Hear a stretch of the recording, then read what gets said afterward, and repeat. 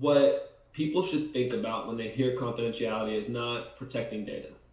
That's going to be covered in the security category. There's a little bit of that in confidentiality, but that's not what it's all about. For SOC 2, when we talk about confidentiality, what we're really talking about is, are you making any commitments to your customers about what happens to their data when they leave your service? Let's say, for example, your customer, has been with you for a couple of years. They've decided they're going to go with another competitor.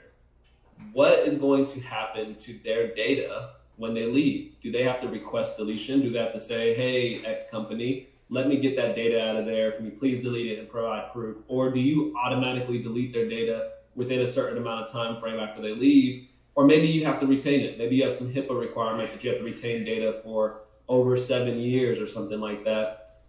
That's something that we'll evaluate in confidentiality. Confidentiality is all about those commitments around data deletion, data retention, and what are the practices and processes in place for your organization, which is why it's pretty common, which is why people have it a lot, because this has become such an important topic when we think about privacy, we think about people's data, of what you're doing with their data when they leave your service, and are you doing it in a timely manner?